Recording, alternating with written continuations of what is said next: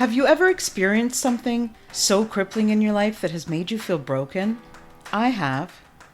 Are you someone who has a giving heart but is struggling to feel good themselves? Are you consistently putting your needs aside to take care of everyone else? If so, you're not alone. Giving starts with giving to yourself so that you are able to give of yourself to other people. Isn't it time you took back control and discovered what makes you tick? Join me in my journey and find out how you can feel better about yourself, live your best life, and share that with others. Thinking of yourself, it doesn't make you selfish, it makes you brave. I'm Nelia, and this is the Giving Starts With You podcast. Hi, everyone. Welcome to the Giving Starts With You podcast. I'm your host, Nelia Hutt. Today, I am so honored and excited and really appreciative of connecting with Genevieve Piturro. Genevieve, how are you today? I'm great, Nellie. I'm excited to share and to hear more about your project and how we're similar. Oh, Genevieve, thank you so much for joining today. We've got lots to talk about, so I'm just going to dive right in. So I'm going to let you know a little bit more about Genevieve. Genevieve is all about purpose, which is why I invited her to come today, and I'm so grateful that she agreed to come on.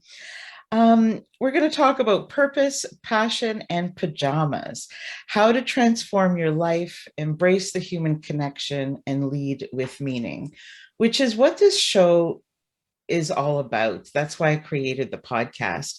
Now, Genevieve is a successful television marketing executive until she dramatically changed the direction of her life. She found her true purpose when a sudden inner voice challenged her life as she knew it.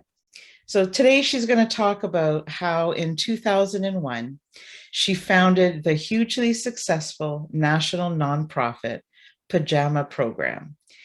And I just can't wait to share with you in her own words about this project.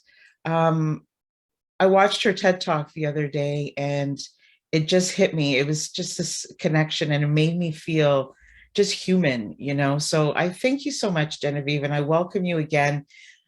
Yeah, hi. Thank you. I'm excited. Me too. So I know that in 2001, you started this program, and before that, you were doing something completely different. How did this start? Like, I know it's a big story, but I'm trying to convey to people that it all starts with an idea. And no idea is too small, and you just never know where it's going to lead and what kind of impact you're going to have. And your impact is huge and it's amazing. And I'm so proud of you. And yeah, how did this all start? Well, I can't believe how fast time goes by. And I was 13 years into a corporate job. And when I went to college, I wanted to get a job. Nobody ever said the word purpose. Nobody asked me about my purpose. I didn't read about you need to find your purpose before you set on your career path. That wasn't part of the equation. So I wanted a good job and I got a good job. Then it was a corporate job and it seemed like it could be forever. And I loved it. It was in New York City where I wanted to be. And it was in the TV business where I wanted to be. And I was climbing the corporate ladder, what I wanted to do. And I had colleagues and, full life, workaholic, but I was single again, where I wanted to be. And everything seemed to be going along fine. And I really did like it. I would never say I didn't. I really enjoyed it. It was fun. But what happened was when I was alone in my apartment one afternoon, which was rare because it was a crazy busy, job and kept me busy even on the weekends, I heard a voice in me, and it came from, here. I'm holding my heart because I know now it was my heart voice. It wasn't that chatter in my head, but it asked me, if this is the next 30 years of your life, is this enough? And Nelia, it startled me because first I heard a voice, and then I knew the answer so fast. And it was just like I wasn't even me. It was like I was watching somebody else, me, answer, no, the rest of your life working like this and making money and making other people money and buying nice things. And okay, does it go any deeper than that? What is it? What are you left with? And all of that rushed to me. And I knew the answer was no, it's not enough. And first I thought that was, the whole thing turned me upside down, as you can imagine, because I thought I was going along just fine. So I realized that my Italian, very traditional parents really expected me and my brothers and sisters, I was the oldest of four, to get a good college education. My father came from Italy for that reason, to give his kids an education, and also to have a family. Mm. But that wasn't my dream. My dream was to get a great corporate job. So I realized it might be a little crazy to, find a guy, get married, have kids at my age at that point. But I knew that there were other ways to bring children into my life, which is what I realized I wanted. So I went to read in shelters, and there's a whole bunch more that goes along to how I got to those shelters. But suffice it to say, when I went with books to read at night, they brought the children in, and I connected like I'd never connected with any other human, big or small. I had nephews and a niece, and I felt that connection. But these little ones, the way that they looked afraid and lonely, this was an emergency shelter where the police and the social workers brought children in who had been, let's say, not in a safe place with those who were supposed to care for them. And I could tell that they had been through some trauma, though I didn't know the details. And they were quiet, and some of them were crying, soiled clothes or clothes that didn't fit. And they were being processed, waiting for paperwork and judges to make decisions. I still hate to think of the word process when I think of what was going on at that time with the kids. But I had them for an hour or so reading quietly, reading storybooks. And they were just watching me, and I felt like they were safe. I felt like I could keep them safe for that hour and keep their mind off things. And week after week, I went in, and different kids, different shelters, but the same thing. I felt that connection. And I really felt like I was holding them in a big hug, reading to them just for an hour to give them that respite from the worry. And one followed the staff where they were taking the children to sleep. And it was a room that was very bare, like the one I had been in with them. And I saw them sleeping in their clothes, and some of them were huddled together on, small surfaces like a futon or a couch, a cot. And I had these images of my mom, like a movie playing of bedtime with my mom. And it was so wonderful, which I hadn't thought about in like 35, 36 years, right? She's sitting at my bed and reading me stories, and my sister too, and my brother's in the other room. We all had our mom there. Pajamas, we had our pick of a few. And that was missing. And that's what I saw was missing. And I asked if I could bring some pajamas the next week. And the staff thought it was lovely. They said, nobody thinks of pajamas. That'd be great. And I brought pajamas to them. And I was really excited because I thought, this was going to be a fun evening. And I gave the books out, and I started giving the pajamas out. And again, they were just somber. They took the pajamas, except for one little girl. She was really afraid to take them, afraid to get too close to me. And she just kept shaking her head. She didn't want them. No. And it took a while. She watched me give them to the other kids. And when she was the only one left standing there with a staff person, I tried one more time, and I knelt down, showed her and how soft they were. And I asked her to touch them, see how soft they were. She could wear them. She could keep them. She asked me, what are pajamas? What are these? And Nellie, I just couldn't believe I had heard those words. I actually looked at the staff person with a quizzical look, like, did she say, what are pajamas? And the staff person nodded, and she mouthed to me, she doesn't know what they are. This is America. Oh my goodness. It never, my mom stayed home. We didn't have a lot of money, but this was a totally different world of not having enough. And to her as calmly as I could without crying. And I didn't want her to see I was upset, what pajamas are. And as the words were coming out of my mouth, telling her, you wear these to sleep, you change, they're so soft. And I couldn't believe I was explaining. And finally she took them, And when they put them on, she looked around for me and she gave me the smile because they were so soft and they fit her and they looked so beautiful on her. And that was it. I needed to find all of the little girls and boys like her and give them pajamas. And that was just, it was a little idea, but that's what was in my heart. What a beautiful story. Like, and just for you to think to read to them, like, this is how this started. And it's just incredible, the acts of kindness, how far they can go. And now you've delivered over, is it 7 million pajamas?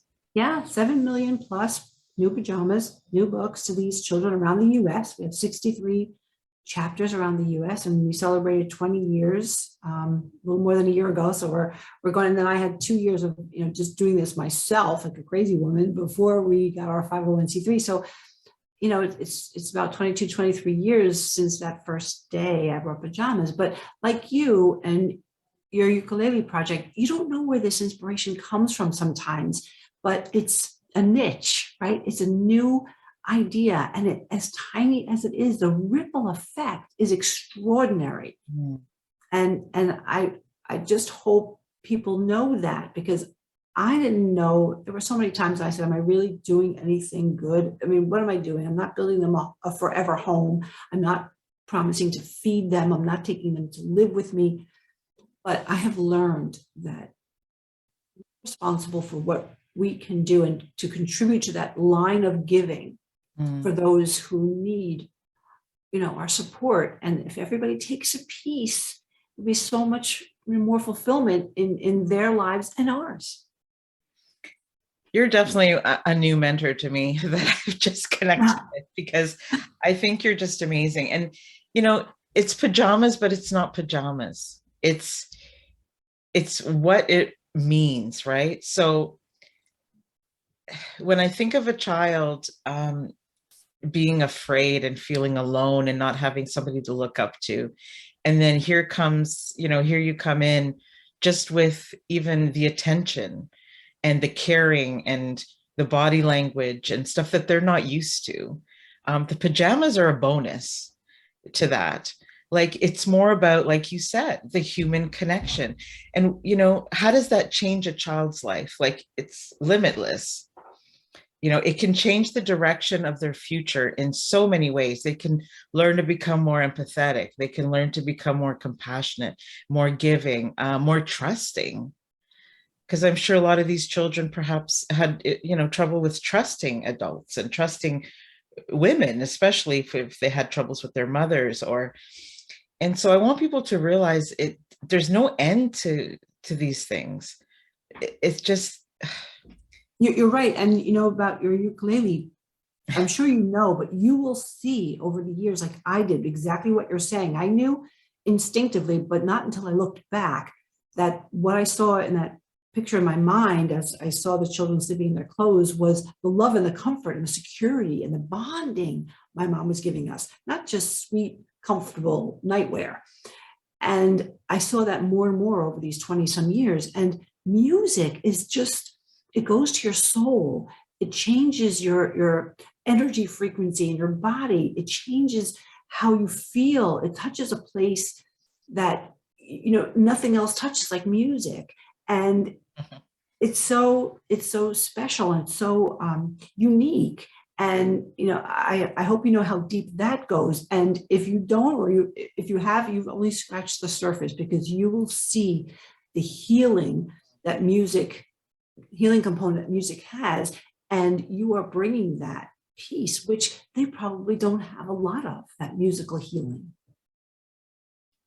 Thank you. This interview is not about me, though. But well, I appreciate it helps. I really think it helps, Nelia, for us to share our experiences. And yours is such a unique program, and it's beautiful. So I'd love to hear more about it. Thank you. And I'm looking forward to learning so much from you, honestly, and have guidance. But for me, the whole music thing was, I couldn't help them with giving them, like you said, building them a house, because of my financial situation.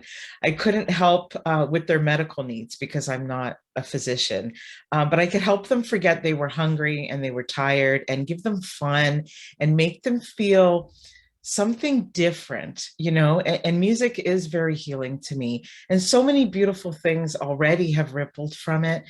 And that's what I want people to understand.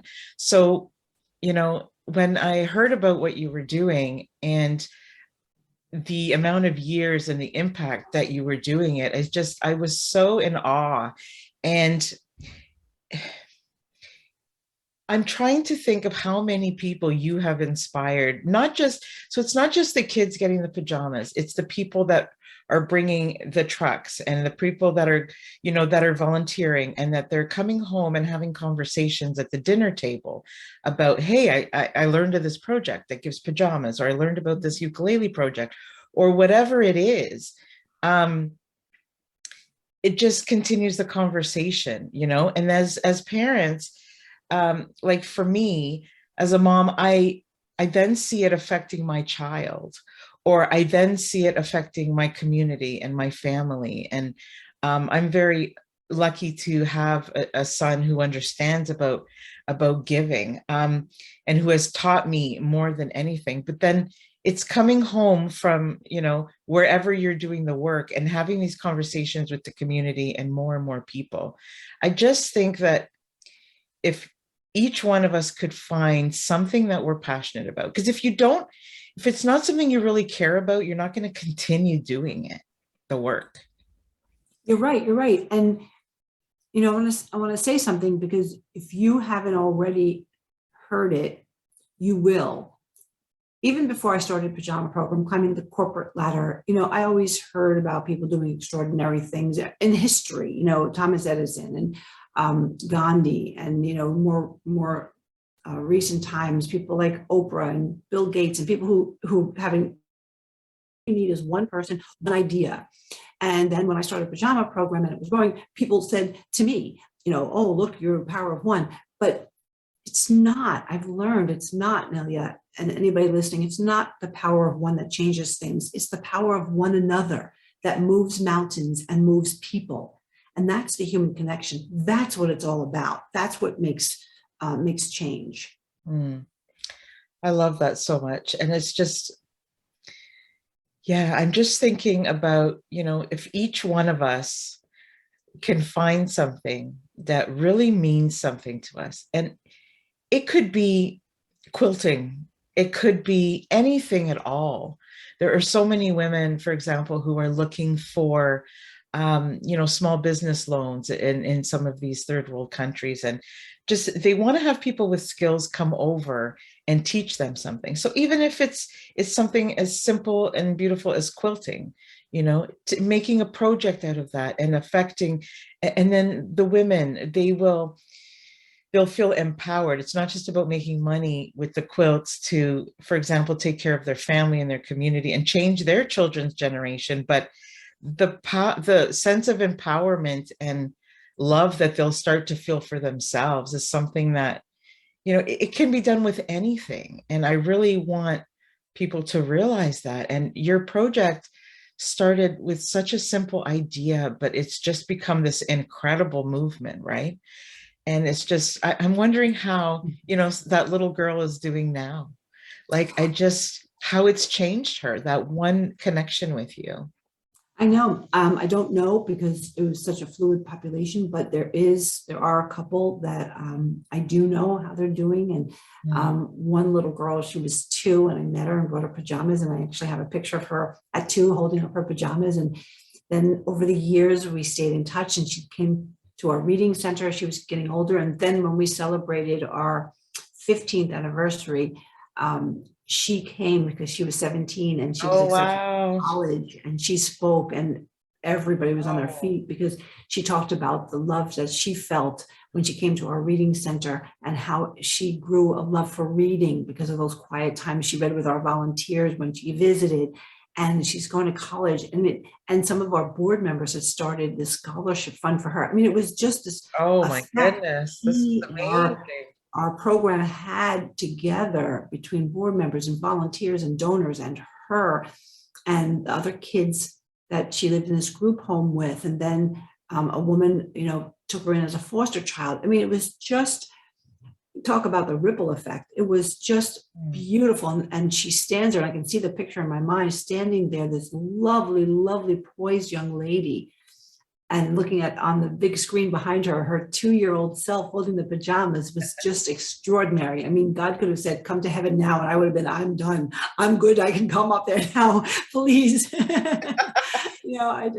I just want this feeling forever to see this young lady prosper. And it was just so nice. I felt like I'm good. I'm good. I touched one girl. I'm good. Oh, I love that so much, because I think as we get older, like I know this is true for me, I realize how much my life isn't about me. It's just about, what can I do? What gifts do I have, to recognize those gifts and be able to share them with other people that will then help them in their pain and their struggles. And, and I just think it's, I'm very grateful to have learned that, what is your advice for someone who has an idea, how to take that from reading at the center to getting the pajamas to helping it grow? Sometimes people have trouble around asking for money and fundraising. And for me, the only thing I can think of to say about that is, so I used to have an issue with that. And then I'm like, this isn't about me at all. Like, if I remember why I'm asking, then I have that courage to ask. If you remember why you're doing it, then nothing will stop you, But what advice do you have for somebody who's thinking of a new project that wants to kind of get some more awareness around it? Right. Well, I always had and always do have a problem. I don't say a problem, but nervous about asking people for money. I mean, and I always said, and I believe it, I hope if you say no to me, you're giving somewhere, because it's okay. Not everybody has to get what I'm talking about or what I feel. Not everybody has to feel it, but just please I hope you are giving somewhere, because that will change the world, and it's okay if it's not me. I think a couple of things. First, if you don't have to do it alone, don't. If you have a group and together, whether it's your board or just some friends, whatever it is at the beginning, and you put together a plan for how much you need and why. What's it going to do? What's $1,000 going to do? What's $10,000 going to do? And you really together emotionally, which is the component that has to be shared, right? You all have to be in. You all have to be excited. You all have to feel that your heart beating. You all have to want it, desire it to your core. Who you want to help, what the money is going to do, and how you can talk to people about it and be on the same page. If there are 5 of you, then you have that support, and you don't feel like you're going in naked by yourself, to ask somebody, and you're standing there, with no coat on a 0-degree day, because that's how I used to say, I feel like I'm freezing by myself alone here. I'm so afraid to ask. But once you get a group of people who agree on a project and a timeline, there's energy in there, and then there's support, and there's people rally for each other, and you don't have to even go to a meeting alone. You can have somebody with you. So the first thing is, if you can get 1 or 2 people to support and help you write the plan, then you feel like your plan's legit. I used to write plans all the time by myself, pen and paper, and I used to make them. I said, who the heck cares? I'm saying this is my 5-year plan. But I would doubt myself, because is it realistic? I'm not an accountant. I'm not an attorney. Is this crazy? But once I started to get the advice of people who knew more than me, knew more than I did, then they said, no, that's okay. Or, maybe tweak this. Then I felt like it was a legitimate timeline that I could show people. Nobody would laugh at me. So getting other people to help support you is key. And then also, it's all about your emotion. It's about the stories. Tell them why. The way you told me before we went on today about why you started with the ukuleles and how the stories grew and how the person in Guatemala now wants to take some of these kids farther. I mean, that's what inspires people to say, wow, this is something I can contribute to the growth of. This isn't something that's just one lady's idea that's just going to happen one day and that's it. There are links to this. This is changing somebody's life. I can help this. And that, those stories are what people embrace. That's what they feel. That connects us heart to heart. I know it's important to see outcomes and numbers and budgets, but that's not what makes people give. It's really not. It's what makes their accountant say, yeah, okay, you can give the big number. But when they start, let them start with a little bit. Let them start with what connects them to you heart to heart. That's going to last forever. I love that. Thank you. And, we're just talking about money, but there's so many other ways that people can give too. They can give their time, their support, their encouragement. There are so many things. And one of the biggest gifts and ways that people have helped me is just spreading the word, because that is huge. If somebody is excited about something that I'm doing, it makes me feel, okay, this, I'm not just dreaming, this can be a thing, And Yeah. I think when you surround, you're, like you said, it's one another, right? It's not alone. And it's when you surround yourself with people like that have the same thoughts as you and the same feeling of wanting to give, it helps you really believe that it can go much further, and therefore it does, right? So one of the things I've always talked about on the show is ending loneliness, because for me, that's huge. And if people feel alone, I don't feel that there's anywhere forward. What we're giving through all the projects, like through your Pajama project or anybody who's doing a project out there, it's essentially hope, right? Mm-hmm. And a feeling of, somebody thinks you're special. Somebody loves you. Somebody believes that you're not just, that you're not being ignored. And I think that's huge, whether you're a child or whether you're an adult. When you feel ignored and you feel like you don't have a voice, it's just awful. Yeah. It's awful. And your sense of self just is terrible. And I know this personally, and it's sad, but no one's coming to save you. I say that all the time. You have to want things to be different, and then you surround yourself with others, because you can't do it alone. And so I love that, it's taken a team to help you, and thank you for sharing that with us, because yeah, but at the same time, like you said, the power of one, is important, but the power of one another, like I don't know. That's how it's being done. Yeah. Sometimes I think of, there's so many negative things going on in the world today, and things that are dividing people.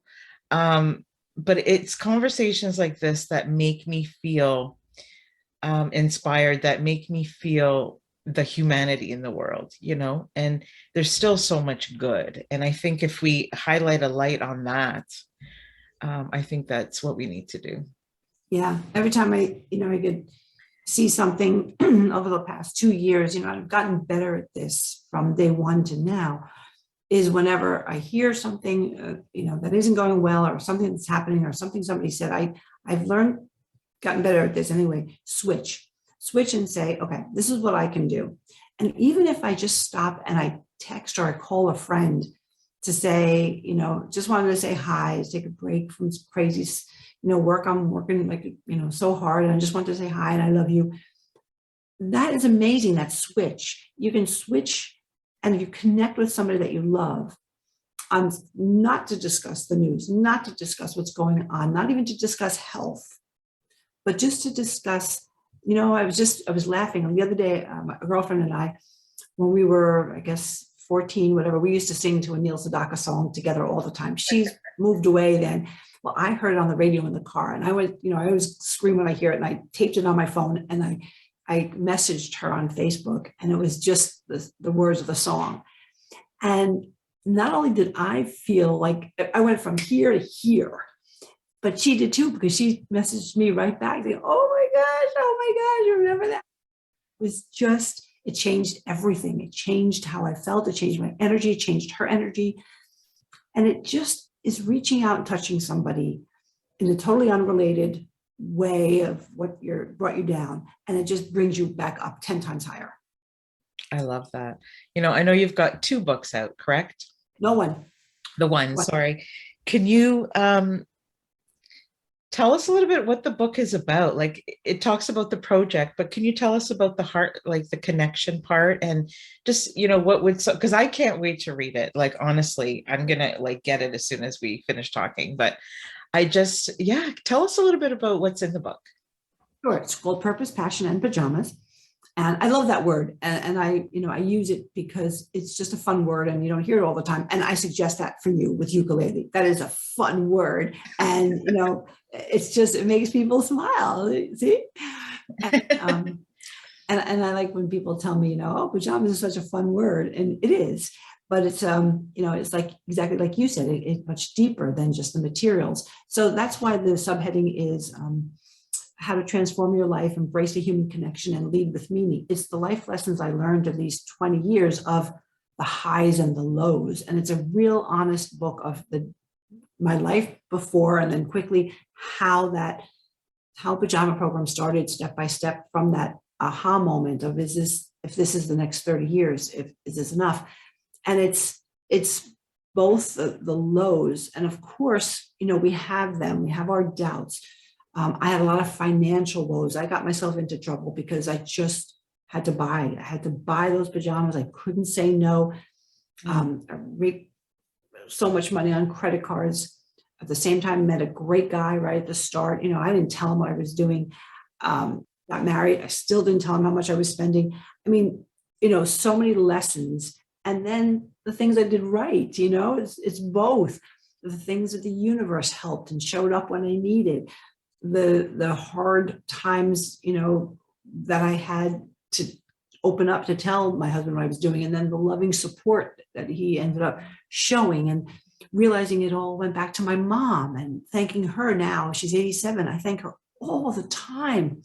She's so proud of her daughter, as mothers are. And I always, always thank her and say, I would have never done this if I didn't see that movie of you sitting at my bed when I saw those kids sleeping. And it's just the tender moments and the honest advice, and at the end of every chapter is an area I call heart of the matter lessons.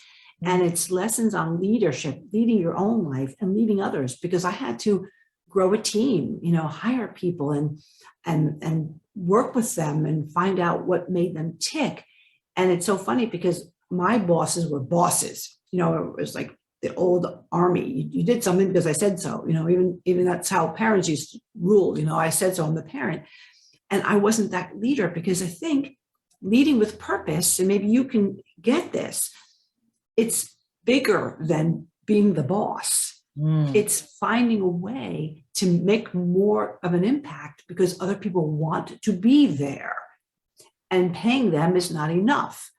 You could pay anybody, but you can't pay for their enthusiasm and their buy-in and their alignment of purpose. And I teach that now, and I coach that now, and I do workshops for businesses, because you cannot put a price tag on what that contribution, how it can multiply when that person is not only getting enough to supply their needs, but feeling that they want to go to work. You said you love getting up because of the ukulele project.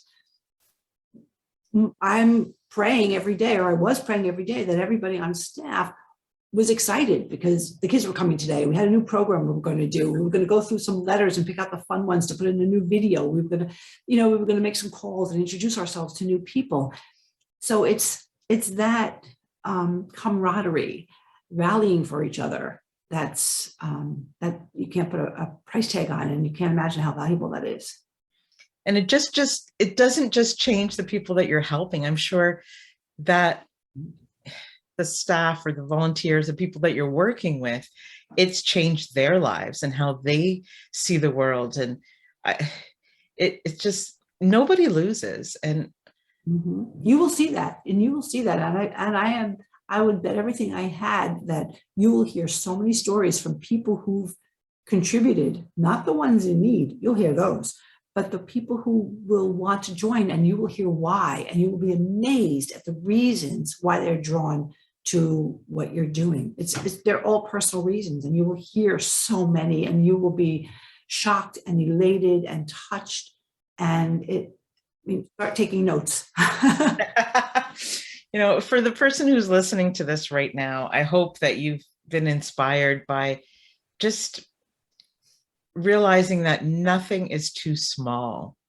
Nothing is too small. No idea is too small to just start, right? For those of us who want to start projects, do you think you have to have a nonprofit, or do you think you can have it for profit?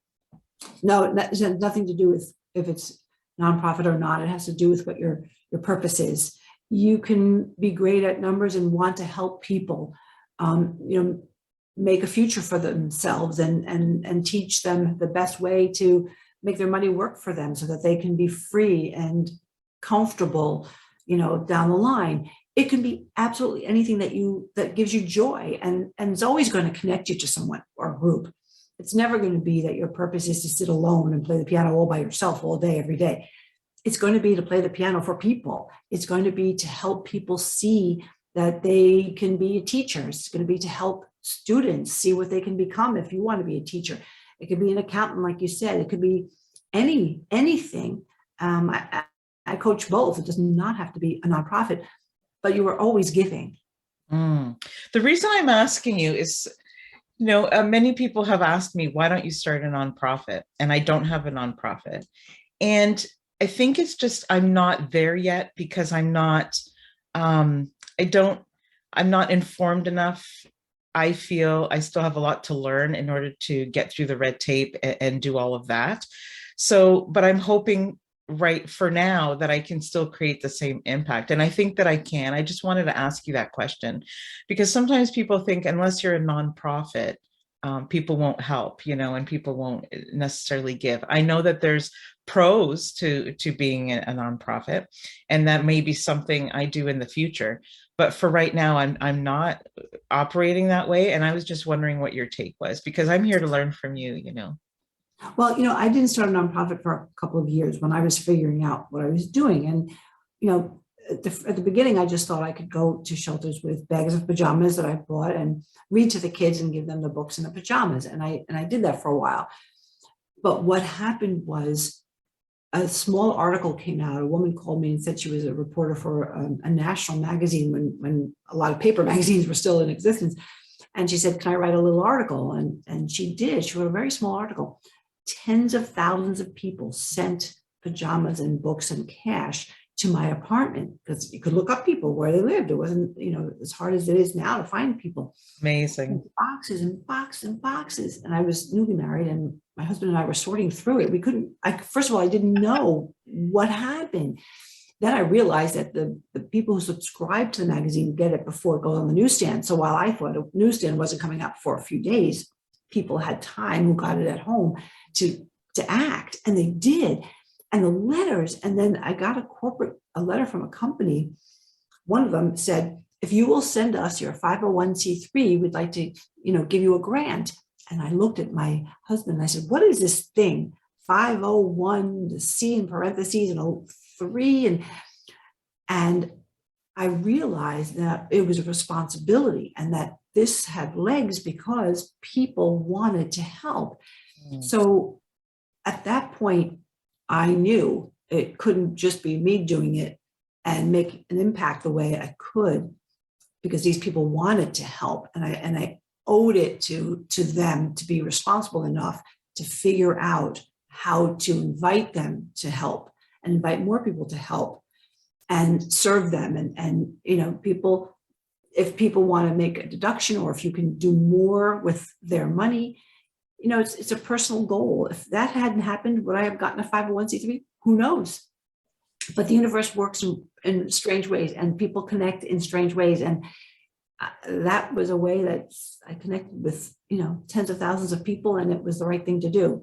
So you never know. I didn't know what a 501c3 was, and it was not something I thought I was going to be doing at that point. Mm-hmm. Thank you for sharing that information with us. On the podcast, we talk about people starting projects and about giving to yourself so that you can give to others and all of the things that go around that. But we haven't talked specifics yet. So I appreciate you giving me that advice and that insight. Yeah. Sure. Any of your listeners can find me on my website and ask, for some time, and we can just chat, or I can just listen. I'm a good listener. Absolutely. So sometimes I ask some of my guests this question, and I'm interested in your answer. So I'm going to ask you, over the course of your life, what would you say is one of the most important gifts that you've given to yourself that has changed not just your life, but the way that you feel about who you are? I have become much more aware of how much I have to be grateful for.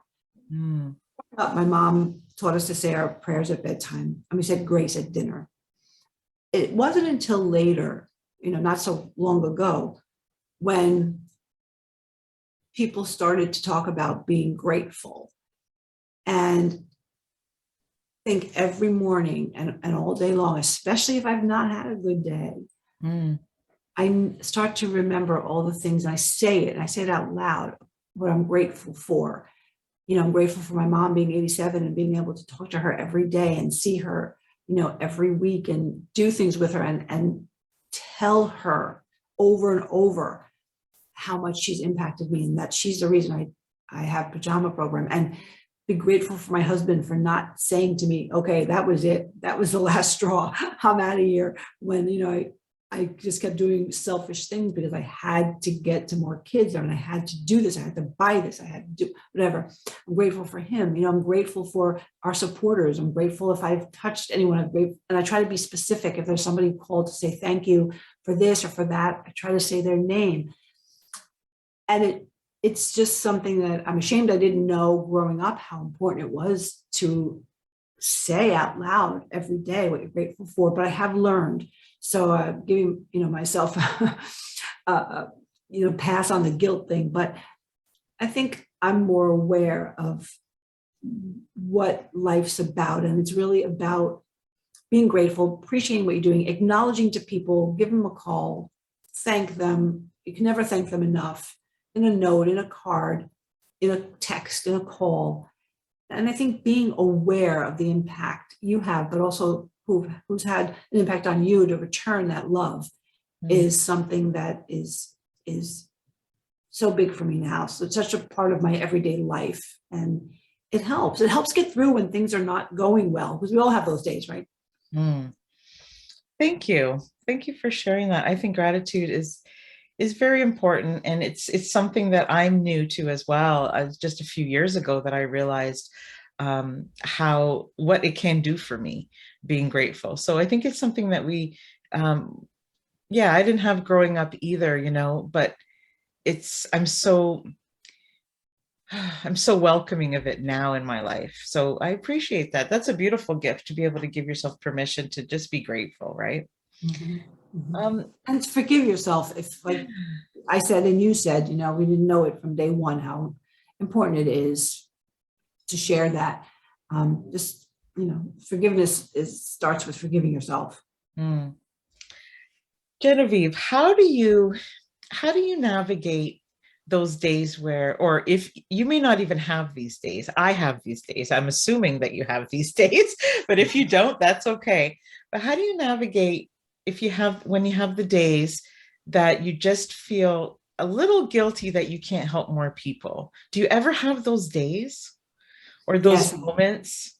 Yes. And I definitely had them for many years. I'd say at least the first 10 years.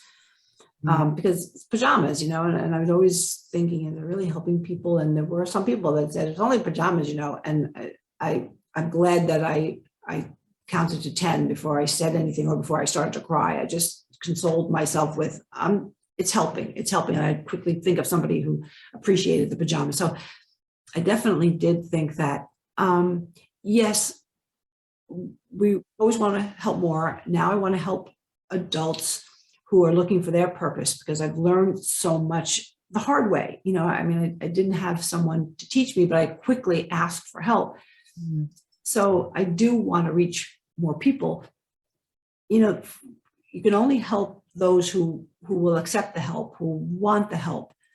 So as anxious as I am to, stand at the highest peak and say, just ask me, just call me, I'll tell you what I did. I'll tell you what I did that was wrong. I'll show you, I'll give you support. I'll tell you to believe. I always think when I hear somebody have a dream and I can tell they put it on the back burner, I'm always like, no, wait, let's sit down. Let's have a cup of coffee. Don't do that. Because you can only do what you can do. I think it's a fine line between feeling good and feeling guilty. Like, I don't know if you just have that in the early days or not, but for example, if somebody hears you're doing one thing and then other people start approaching you with different things, and you just, you don't have enough to go around. And sometimes I know for me, I feel guilty because people approach me, can you help me with this? Can you help me with that? And I think at the end of the day, it can be easy to get overwhelmed. Well, I think the trick is, did I interrupt you? I'm sorry. No, go ahead. I think the trick is to help every time you can, but then watch.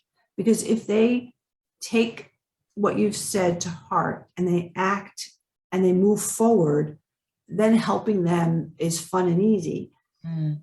The danger is if the person wants you to do it for them or doesn't. I think it's fun and easy to help when people are taking what you're saying to heart and move forward and come back to you. Okay, I did this. This is the progress I made. Can you help me with what's next? That's easy and fun and really, for me, the best way to help somebody move forward. Because some people are not ready. So you spend time and you try to help them, but then they don't. And then they keep wanting the same type of, support. And that gets hard. So I think you learn who is the person who is more or motivated, right, to move forward, and you choose, how to spend your time. Yeah. People who are looking to make change, not just for a handout, right? Yeah. Yeah, like in just a blunt way of putting it. But so the show is called Giving Starts With You. And on the show, we quite often talk about how we can't give when we don't feel for ourselves. And do you ever feel burnout? Do you ever feel where there's times that because you've become so big now and you have 63 chapters, and I know you've got an army of people working with you, but do you ever feel the sense of you need to kind of take a step back when you're feeling overwhelmed to take care of yourself before you can continue? So I think that's really important that we do fill our cup so that we can help others.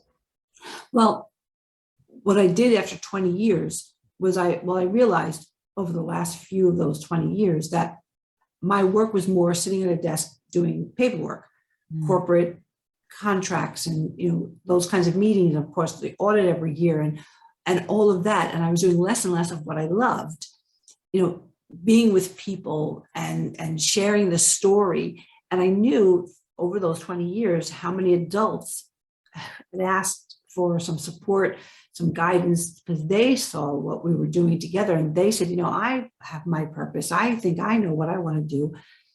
Can we talk about, how can I ask you for advice and do my thing? So I felt, and I wanted to write the book because I wanted it to inspire other people to do it and to be aware of the good and the bad that, I did.